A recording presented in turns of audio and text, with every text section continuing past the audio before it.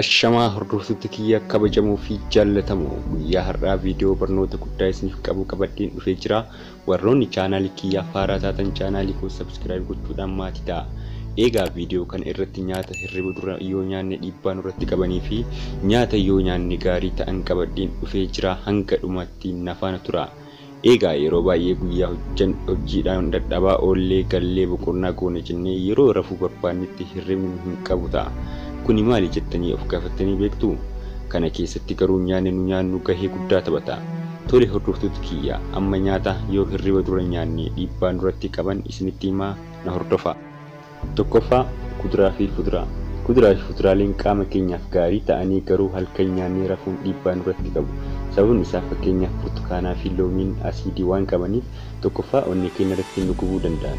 Gama kaaniin immoo qaama keenyaa fi sammuun keenya guyyaa sochii guddaa waan taasisuuf halkan boqonnaa isa barbaachisa. Fuduraaleen kunniin immoo ajjeeshinii qaama keenyaa waan jarjarsaniif sammuun keenya akka boqonnaa hin arganne taasisu. Lammaffaa timaatima.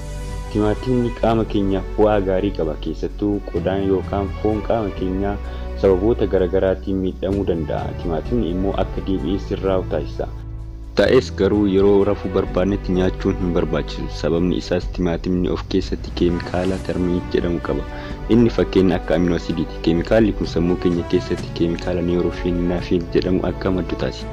Keemikaalli kun immoo sammuun keenya sa'a 24 akka banaa ta'u taasisa.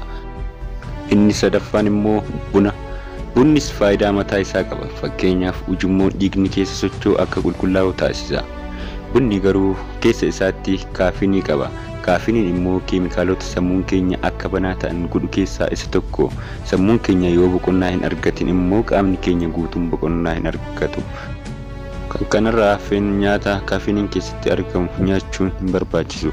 Kaafiniin sammuun keenya sa'a 24 banaa akka ta'u waan godhuuf nyaata kaafiniin keessatti argamu nyaachuun barbaachisu. Fakkeenyaaf nyaata akka dark chocolate brooklyn fa'aa nyaachuun hin barbaachisu jechuudha.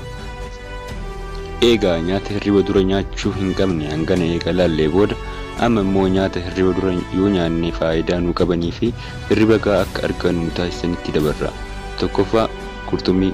Qurxummii keessattuu qurxummii tuunaa fi salman jedhamu baay'ee heeyyamamu. Sababni isaas keessa isaaniitti keemikaala tiraaptoofayin jedhamu qaba. Keemikaalli kun immoo sammuun keenya boqonnaa gahaa fi hirriba gaarii akka argatu taasisa. Inni lammaffaan lawuzii. Lawuziinis akkasuma tiraaptoofayin qaba. Tiraaptoofayin ammoo akkuma reefu siin jedhe hirriba baay'ee cimaa fi gara takkatti hin garagallee akkuma rafnetti akka of argitu taasisa jechuudha.